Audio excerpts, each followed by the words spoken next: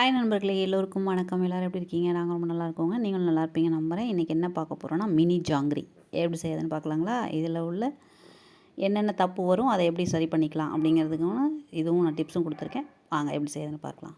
1 cup அளவுக்கு உளுந்து எடுத்து நல்லா கழுவி, அப்புறம் தண்ணி ஊற போட்டு ஒரு 2 மணி நேரம் ஊற வச்சு எடுத்துக்கோங்க. நல்லா ஊறினதுக்கப்புறம் தண்ணியை வடிச்சிட்டு, உளுந்து ஊற வைக்கும் போதே நான் ஒரு பவுலில் தண்ணி எடுத்து ஃப்ரிட்ஜில் வச்சுட்டேன். ஓகேங்களா?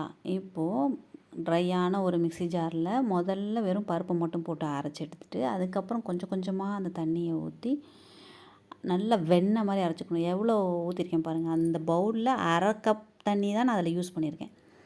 அந்த அளவுக்கு கொஞ்சம் கொஞ்சமாக தான் நீங்கள் ஊற்றி அரைச்சிக்கணும். ஊற்றி அரைக்கும்போது மிக்ஸி வந்து ஐஸ் வாட்டர் ஊற்றும்போது மிக்ஸி வந்து சூடாகாது. அதுக்காக தான் அரைச்சி அதை வந்து வேறு ஒரு பவுலில் மாற்றிக்கிட்டு, அதுக்கு கொஞ்சமாக உப்பு போட்டிங்கன்னா ஸ்வீட் ரெசிபி கொஞ்சம் நல்லா ஸ்வீட் என்ஹான்ஸ் பண்ணி கொடுக்கும். அதுக்காக தான் கொஞ்சமாக உப்பு போட்டுட்டு 3 டேபிள் ஸ்பூன் சோள மாவு சேர்த்துருக்கேன். ஓகேங்களா?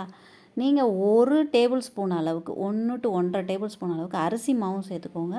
கண்டிப்பாக அரிசி மாவு வந்து கொஞ்சம் கிறிஸ்பாக ஆகிறதுக்காக அது சேர்த்துக்கிறது நல்லதுன்னு நினைக்கிறேன்.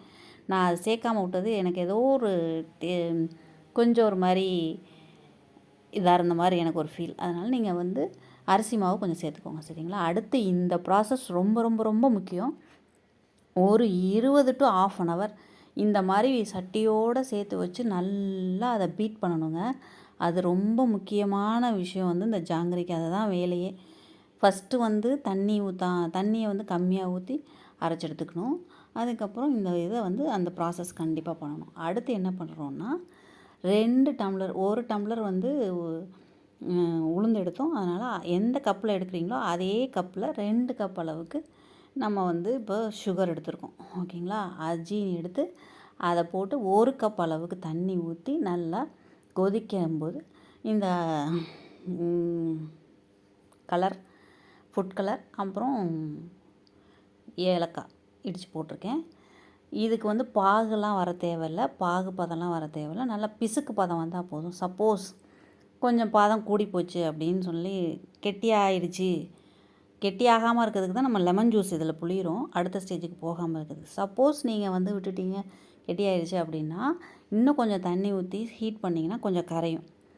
இன்னும் கொஞ்சம் நல்லா ஒரு 1/4 டம்ளர் அளவுக்கு தண்ணி ஊற்றி கரைஞ்சதுக்கப்புறம் நீங்கள் திரும்ப எலுமிச்சம்பழத்தை புழிஞ்சிங்கன்னா கரெக்டாக வந்துடும். அதுக்கப்புறம் இதை வந்து உங்கள்கிட்ட பால் கவரோ இல்லை இந்த புளியறதுக்குனே கவர் இருக்கு இல்லைங்களா, அது இருந்தால் அதை கூட யூஸ் பண்ணிக்கணும். நான் வந்து பருப்புலாம் வரும் இல்லைங்களா, மளிகை சாமான்லாம், அந்த கவரை இந்த முனையில் கட் பண்ணிவிட்டு நான் இதை உள்ளே பேக் பண்ணி போட்டிருக்கேன். எண்ணெய் வந்து ரொம்ப சுடக்கூடாது. 50% நல்லா லைட்டாக சூடு வந்ததுக்கப்புறம் இதை நீங்கள் புளியணும். நான் கூட ரொம்ப என்ன எல்லோரும் ரவுண்டாக புளிகிறாங்க, என்ன பூ மாதிரி தானே, அது பண்ணிட்டா என்ன, நம்ம இந்த தடவை பண்ணும்போது சூப்பராக பண்ணிடணும் அப்படின்னு நினச்சிட்டு பண்ணுங்க. ஆனால் அது என்னமா சுற்றுது, அப்புறம் பண்ண வரல. அதுக்கு நல்லா ட்ரைனிங் வேணும் போல இருக்குது. அப்புறம் நானும் முறுக்கு மாதிரியே புழிஞ்சிட்டேன். அதுக்கு தான் எதையும் செஞ்சு பார்க்குறதுக்கு முன்னாடியே நம்மளாக ஒரு கற்பனையில் யோசிக்கக்கூடாது, செய்யும்போது தான் தெரியும் போல இருக்குது. ஓகே, இந்த மாதிரி போட்டு ஒரு 75% நல்ல முருகலாக வேகணுங்கிறது இல்லை, ஆனால் 70 to 90% நம்ம வேக வச்சு எடுத்து அதை வந்து ஜீராவில் போட்டிங்கன்னா நமக்கு மினி ஜாங்கிரி ரெடி. நைட் ஃபுல்லாக கூட ஊற வச்சுக்கோங்க. நல்லா ஊறி உள்ளே உங்களுக்கு இதாக இருக்கும். செஞ்சு பார்த்துட்டு எப்படி இருக்குன்னு சொல்லுங்கள். கண்டிப்பாக சப்ஸ்கிரைப் பண்ணி வச்சுக்கோங்க. நல்லதே நினைப்போம், நல்லதே